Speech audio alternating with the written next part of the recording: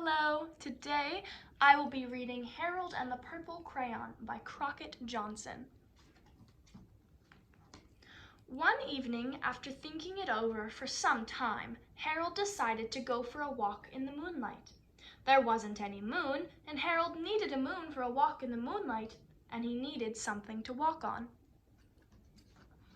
He made a long, straight path so he wouldn't get lost, and he set off on his walk, taking his big purple crayon with him. But he didn't seem to be getting anywhere on his long, straight path, so he left the path for a shortcut across a field, and the moon went with him. The shortcut led right to where Harold thought a forest ought to be. He didn't want to get lost in the woods, so he made a very small forest with just one tree in it. It turned out to be an apple tree.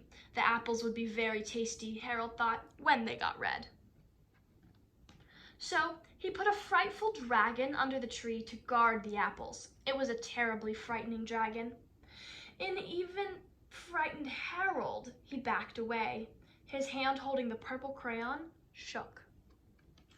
Suddenly he realized what was happening, but by then Harold was over his head in an ocean.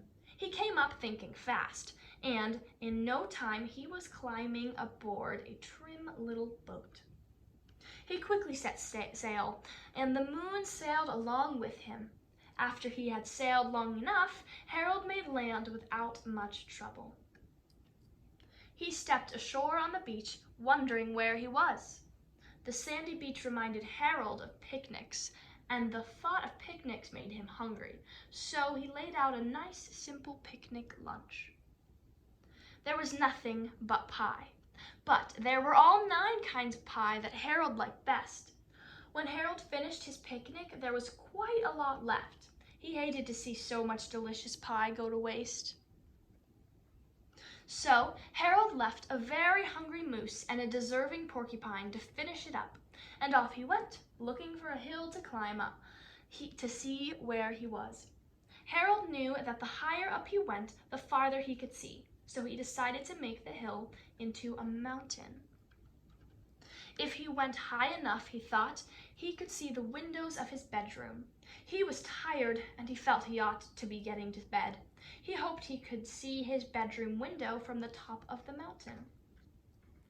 But as he looked down over the other side, he slipped, and there wasn't any other side of the mountain. He was falling in thin air, but luckily he kept his wits and his purple crayon. He made a balloon and he grabbed onto it, and he made a basket under the balloon big enough to stand in. He had a fine view from the balloon, but he couldn't see his window. He couldn't even see a house. So he made a house with windows, and he landed the balloon on the grass in the front yard. None of the windows was his window. He tried to think where his window ought to be. He made some more windows. He made a big building full of windows. He made lots of buildings full of windows. He made a whole city full of windows. But none of the windows was his window. He couldn't think where it might be. He decided to ask a policeman.